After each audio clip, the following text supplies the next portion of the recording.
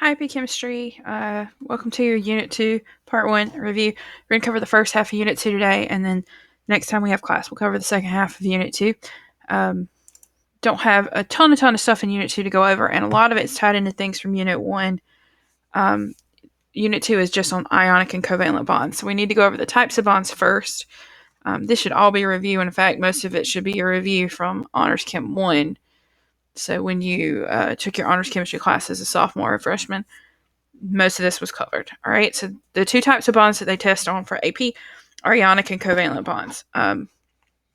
Definition of an ionic bond is a bond that's formed of two or more ions held together by electrostatic forces. So that's going to be an attraction between a positive and a negative charge. Positive and negative are attracted to each other. They're drawn together, and sort of a magnetic attraction.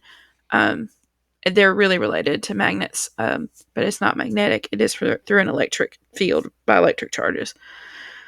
Okay, you have two types of ions, either anions or cations. Anions are negative ions, and those are generally formed from nonmetals, and cations are positive ions, which are usually formed from a metal. There are also polyatomic ions, which can be either anions or cations, and they're made of more than one atom. And I gave you a quick list here of ones that you may want to just sort of know when you see them. It's not that many. These are the most common ones that I see on the test at the exam. Now, do note that they're not going to ask you to name an ionic compound. They're not going to ask you to memorize a polyatomic ion. They're going to ask you about other things that have to do with this. So, like properties of ionic bonds and things like that. But they will give you names and formulas on the test. So you need to know from looking at a name or a formula if something is ionic or covalent. You need to know if it contains a polyatomic ion or not. You need to know if it's going to be a cation or an anion.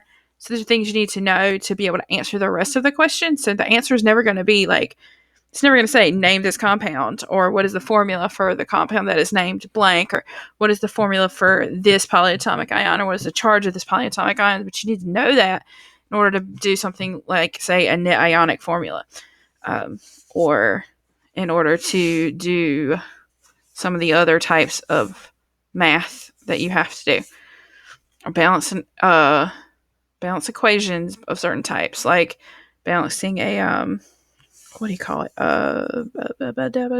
Oxidation reaction. All right. So there's some rules for naming ionic compounds. First thing you're going to do is name the cation, and if that cation is a variable charge, then you're going to put a Roman numeral in parentheses as the charge, only for variable charge metals. So those are most commonly your transition metals. I've got a periodic table here. Those are most commonly going to be the transition metals. So those are these. But also these here under the staircase, a lot of them have variable charges. You don't have to memorize ones that have variable charges per se. You don't have to memorize what their charges would be, but you do have to be able to recognize that a lot of these metals have variable charges, especially like iron. That's one they love to ask about. Okay? All right. So put my periodic table back up here. All right. Now, properties of ionic compounds are where it becomes kind of important. Ionic compounds have a high melting and boiling point due to their crystal structure, which indicates that they do also have a crystal structure. There are a lot of different crystal structures they can have. So there's a lot of names based off of shapes. You do not have to know those names. If you go look in a textbook, you're going to get a lot of named shapes. Those don't matter. Okay. All you need to know is that because they have a crystal structure, their atoms are packed into a repeating pattern. We'll talk more about what that means later. They are usually a solid at room temperature, and they are electrolytes, which means they can conduct electricity when they are dissolved in water. Okay. All ionic compounds are salts. So salt is not just NaCl. That's not just table salt that you put on French fries. All ionic compounds are called salts. So if you see something referred to as a salt on the exam, know that it is an ionic compound. Okay. You should be able to identify an ionic compound based from the fact that it contains a cation and an anion. Then it's usually a metal and a nonmetal, but it may be like a metal and a polyatomic ion, or a polyatomic ion and a nonmetal, or even two polyatomic ions. But you should be able to tell from looking that it is an ionic compound. Right. The other type are covalent compounds. And another name for covalent compounds are molecular compounds. And those are usually composed of only nonmetals that are held together by valence electrons that they're sharing so that everyone has 8. And remember, that's called the Octet Rule because everyone wants to have 8 like its nearest noble gas. There are 2 exceptions to the Octet Rule, and I will actually put a little text box in here for exceptions to the Octet Rule are going to be hydrogen and helium. So I can put that here. Exceptions to the Octet Rule are hydrogen and helium. Okay. You do need to know that those 2 only require 2. They follow what we call the duet rule. That's because they only have that s orbital and it can only hold 2 valence electrons. Okay. All right. So naming rules here follow prefixes. You're going to name the 2 elements in the compound, changing the ending of the second one to IDE, and you're going to use prefixes to show how many there are. The only exception to that is the very first atom never gets mono. So like H2O, that's dihydrogen monoxide. Or if it were, trying to think of one, CS2, that's carbon disulfide. Notice that carbon doesn't get the mono. There's 2 sulfurs. It gets the di, and you change the ending to IDE, the disulfide. Okay.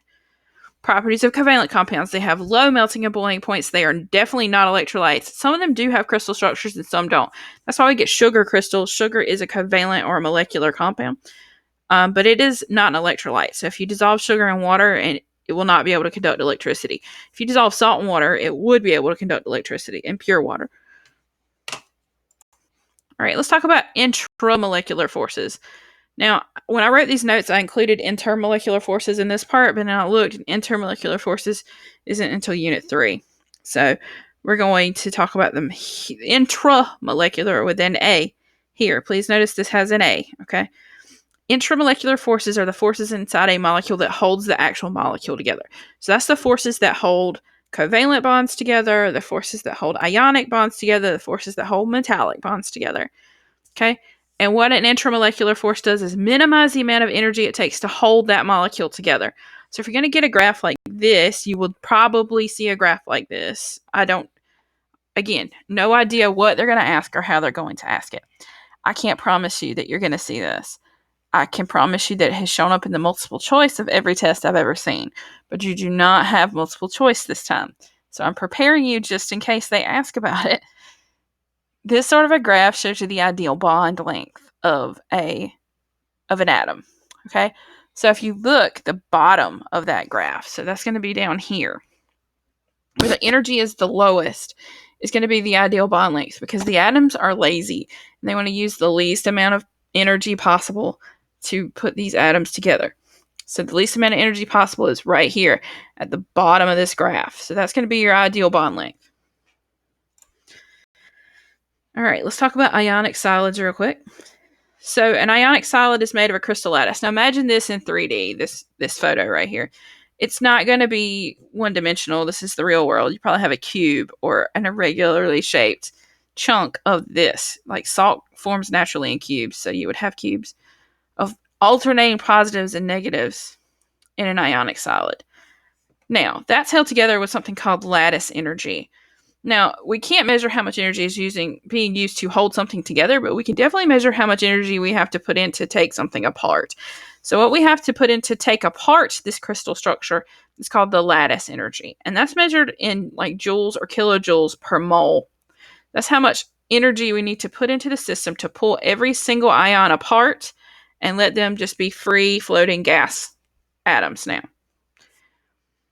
Lattice energy increases if your ions are small or if your charges go up. So it would be higher if this was a positive 2 charge or a negative 2 charge. And it would be higher if these were smaller molecules or smaller atoms, versus larger atoms. And that's because of Coulomb's law. If you look, Coulomb's law has charge on the top and it has r squared, the distance between the two of them, which is the radius of the atom, right? Down on the bottom. So this force goes up when these numbers go up. So when charge goes up, force goes up. That holds it together. And when the distance between the two of them goes down, when the thing gets smaller, this goes down, which makes this go up because we're now dividing by a smaller number. That's all you need to know about ionic solids. Okay. Metals and alloys. We talked about alloys a little bit, so I'm going to open with alloys when this photo loads. Alloys are a mixture of metals, and they're the two types that we learned, interstitial and substitutional. You can refer back to our notes from Unit 1. So if you look back, we have Unit 1 notes. When we talk about mixtures here, I went into more detail about alloys, so you can go back and refer to alloys if need be. Okay.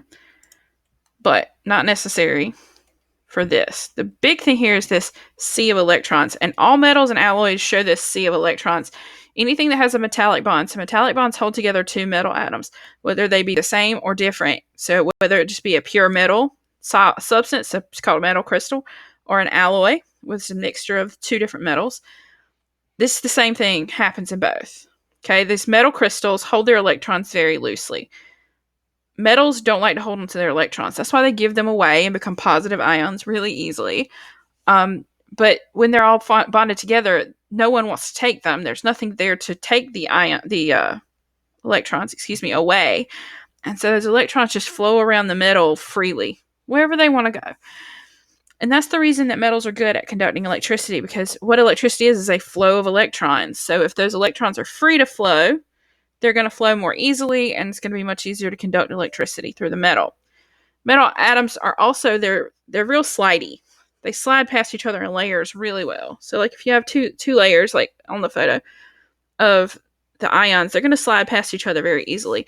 And that's why we can hammer metal into shapes and pull it out into wires, because those atoms slide past each other. They're real slippery. So they move against each other really easily, and that's what makes metals malleable and ductile. All right, that's all we're going to talk about for today. I have uploaded your FRQs for Unit 2. All of them. There are 5 for Unit 2. I am not going to do daily questions for the rest of these units.